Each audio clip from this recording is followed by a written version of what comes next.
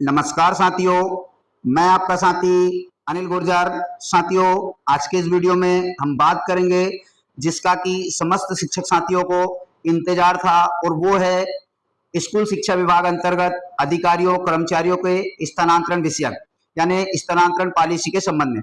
साथियों, जो अटकलें लगाई जा रही थी या जिस प्रकार से मैंने थंबनेल में बताया है कि क्या जो शिक्षक साथी जनगणना ड्यूटी में कार्यरत हैं या जिनके आदेश अपलोड हुए हैं उनके ट्रांसफर होंगे या नहीं होंगे, ये देखने वाली बातें होंगे। सबसे पहले हम ट्रांसफर पॉलिसी के कुछ मुख्य पॉइंट समझ लेते हैं। तो साथियों, मैंने इसमें बताया है कि जो जनगणना ड्यूटी में कार्यरत शिक्षक है उनके ट्रांसफर होंगे या नहीं होंगे।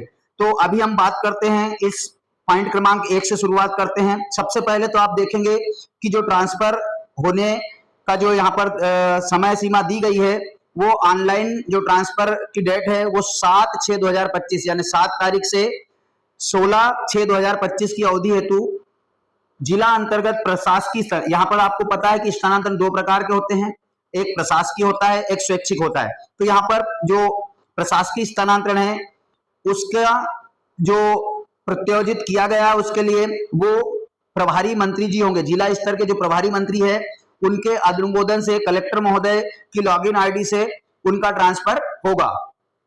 अब बात करते हैं जिला स्तर पर स्थानांतरण की अवधि में जिला संवर्ग के तृतीय एवं चतुर्थ श्रेणी के जो शासकीय सेवकों तथा प्राथमिक शिक्षक, सहायक शिक्षक और प्राथमिक शिक्षक यानी विज्ञान सहायक शिक्षक विज्ञान, उसके बाद प्रधानाध्यापक यानी प्राथमिक शाला का इत्यादि जो भी चतुर्थ श्रेणी और तृतीय श्रेणी के जो कर्मचारी हैं, भ्रष्ट हैं, लोक सेवकों का जिले के भीतर स्थानांतरण जिला कलेक्टर के माध्यम से प्रभारी मंत्री के अनुमोदन उपरांत किया जा सकेगा। ये पॉइंट नंबर 2 है।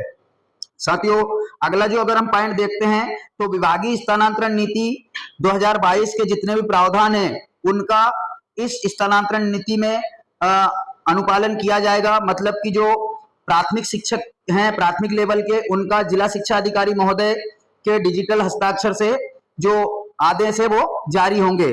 कोई भी आदेश किसी भी प्रकार से ऑफलाइन जारी नहीं किया जाएगा। एक बहुत ही महत्वपूर्ण शर्त यहाँ पर जो लगाई गई है वो है कि 10 से कम नामांकन वाली शाला में स्थानांतरण नहीं किया जाएगा। ये बहुत महत्वपूर्ण है। आप जो है जब भी अपनी शाला का चयन करें, क्योंकि वहां पर अगर 2 पद रिक्त है, एक पद भरा हुआ है तो एक पद रिक्त दिखाई देगा, परंतु अगर वहां का नामांकन 10 से कम है तो आप वहां अपना ट्रांसफर आवेदन ना करें, यहां पर दिक्कतें आ सकती है। तो इस चीज का ध्यान रखें कि 10 से कम नामांकन वाली शाला में जो अपना स्थानांतरण आवेदन ना करें। अब कैसे हम जांचे कि 10 से कम नामांकन है किसी संस्था में या अधिक है, तो साथियों उसके लिए मैंने वीडियो बनाया है पूरा कि आप रिक्त पद कैसे देखें और साथ ही शालाओं की नामांकन संख्या कैसे देखें। तो वो वीडियो चैनल पर डला है। उसके लिए जिन साथियों ने अभी तक चैनल सब्सक्राइब नहीं किया प्लीज चैनल सब्सक्राइब कर लीजिए और मेरे चैनल का विजिट कीजिए। साथ ही इस वीडियो के डिस्क्रिप्शन बॉक्स में भी वह दिया गया है।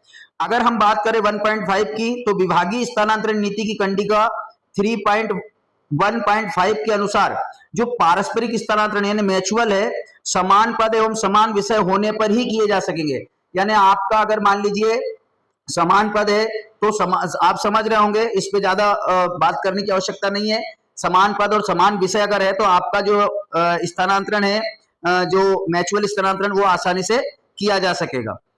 इसके बाद किंतु दिनांक 31/5/2025 से 1 वर्ष की समयावधि में सेवानिवृत्त होने वाले शिक्षकों का पारस्परिक स्थानांतरण भी नहीं किया जा सकेगा।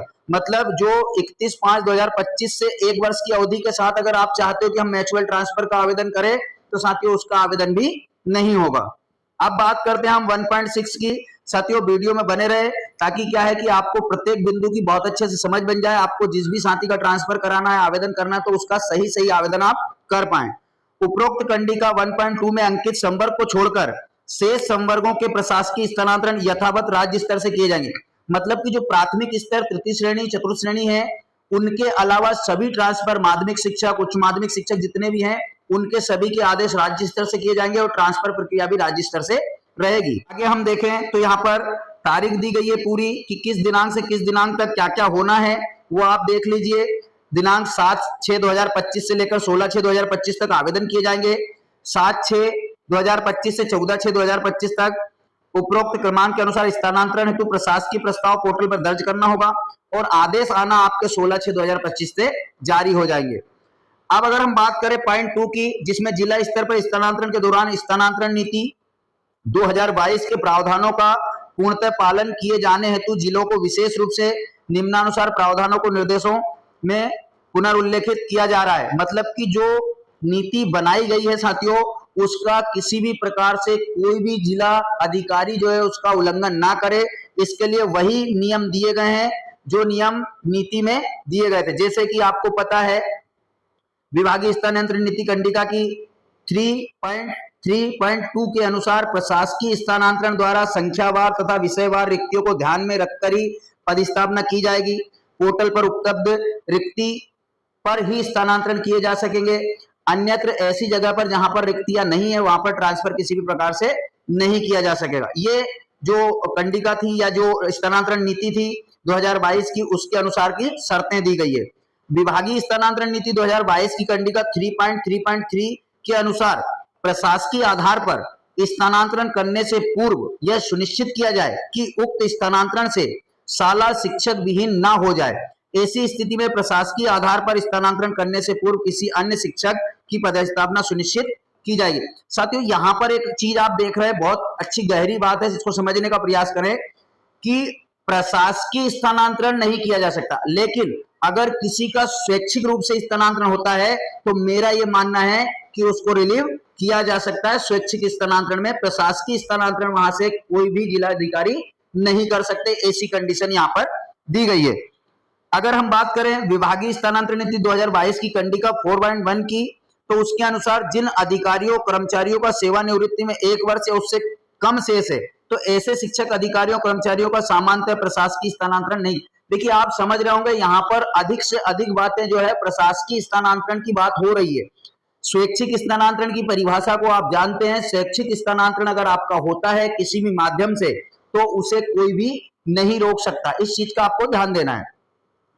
अगर हम बात करें विभागीय स्थानांतरण 2022 की कंडिका 3.1.6 के अनुसार जो नवनियुक्त शिक्षकों का स्थानांतरण सिर्फ विशिष्ट शालाओं में यानी सांदीपनी विद्यालय, उत्कृष्ट विद्यालय, मॉडल स्कूल में ही किया जा सकेगा, अन्य शालाओं में पदस्थापना नहीं की जा सकेगी। यहाँ पर ये नवनियुक्त शिक्षकों के लिए बहुत ही बड़ा फैक्टर रहेगा कि क्या उनके 3 वर्ष की समयावधि मांगी जाती है या जो उनके आदेश जो है कि जो उनके आदेश परीक्षा अवधि समाप्ति के उनको मान्य किया जाता है।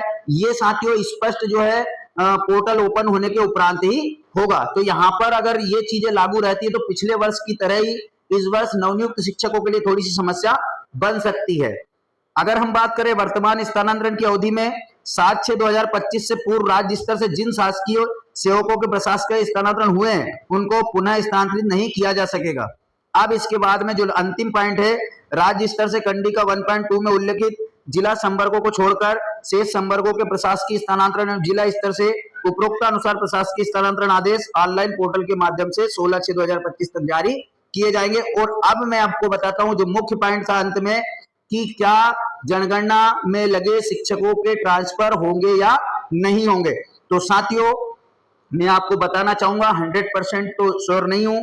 नीति में यहाँ पर जो ट्रांसफर पॉलिसी जारी हुई उसमें कहीं भी आपको वो पॉइंट देखने को नहीं मिलेगा कि इनके ट्रांसफर होंगे या नहीं होंगे। परंतु अब जो मूल बात है मैं वो आपको बताना चाहता हूं साथियों, इस पॉलिसी से पूर्व जिला कार्यालयों में वो कवायद हो चुकी है कि जिनके जनगणना में ड्यूटी लगी है उन शिक्षकों की पोर्टल पर जानकारी दर्ज की गई है।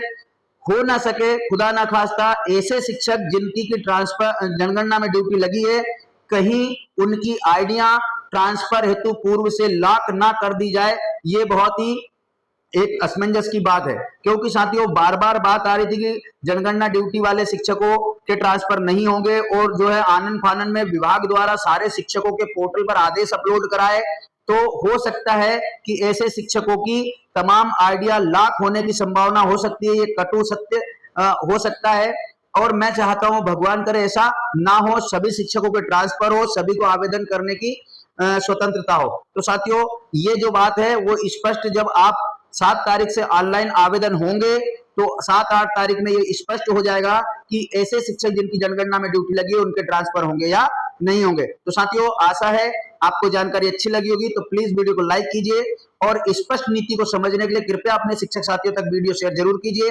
और जिन्होंने अभी चैनल सब्सक्राइब नहीं किया, चैनल सब्सक्राइब कर लीजिए, क्योंकि जब ऑनलाइन आवेदन आप करेंगे तो ऑनलाइन आवेदन की प्रोसेस, आदेश कैसे डाउनलोड करना, उसकी प्रोसेस, वो तमाम वीडियो आपको मेरे चैनल के माध्यम से मिलने वाले हैं। तो धन्यवाद साथियों, मिलते हैं इसी प्रकार की नई जानकारी के साथ अगले वीडियो में। तब तक के लिए जय हिंद।